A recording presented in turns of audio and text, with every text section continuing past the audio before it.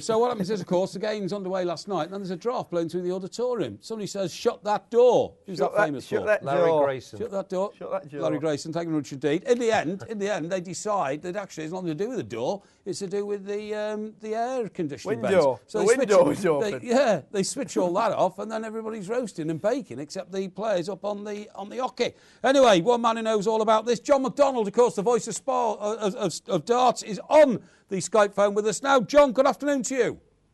Good afternoon, Mike. How are you, buddy? Happy New Year. Yeah, Happy New Year to you, my friend. Have you ever seen scenes as extraordinary as that in the semi-finals of a major championship? God, it was so exciting. It was just one of the most amazing nights I think I've ever experienced in my short career in darts. It was certainly one of the most amazing nights of all. I mean, just explain to us how it all started. They're all, oh, hang on, John, hang on, you're going to have to wait. We've got a score in the Premier League. And Chrissy Coleman, look on his face. It might be a positive one. Go on, please. It's Wolves 1, Chelsea 2. Please be Torres. Please be Torres. I'm about to find out who the scorer is. Yeah, OK. But Chelsea, it's Lampard. Frank, super fun. The man who shouldn't even be on the pitch, because apparently should have been sent off in the first half. But You're right. Chelsea have done it. John, back to you, mate. Just explain how this all started, please.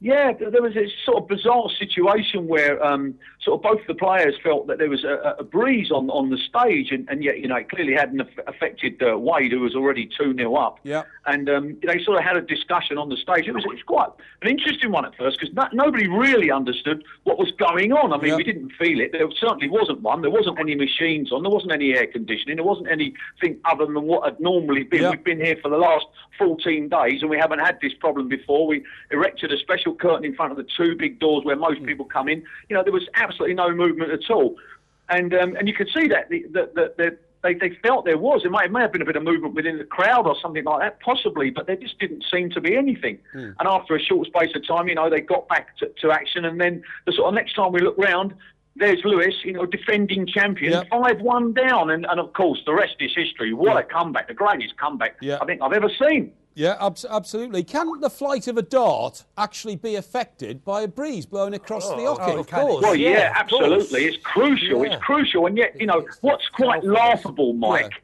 is I was in the Philippines in September, and the chairman, Barry Hearn, was out there on official business, not darts business, but there was a qualifying match, a Philippine darts qualifying match, and I was asked to go to it. Yeah. And it was before the event I was covering, so I went along, and it's outdoors in a tent with these fans blowing, because, you know, you're 105 in the shade there. And Barry turned up, and he said, "My God, you know, if our lot could see this now, you know, the Pro Tours, where we have to turn off everything, all the electrics have to come off, all the sort of air con and everything else, you know, and if they could only see this, you know, but yes, it does affect it quite dramatically, actually."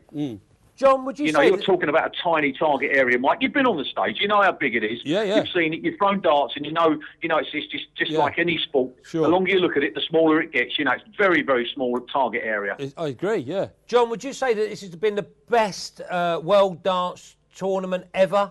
Because we've had unscripted drama from start to finish.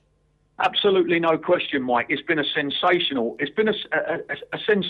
so many fronts. And most important of all, it's been a sensation with the public. Yeah. They thoroughly enjoyed it, and they've really got in the spirit of it. And, you know, the fancy dress kills me. I always have a little wander around the crowd, you know, and it's great when you see the Pope turn up. And he's absolutely furious when he looks across the hall and there's another Pope. You know, who dare come dressed the same as me? How dare you? It's been brilliant. Just out of this world.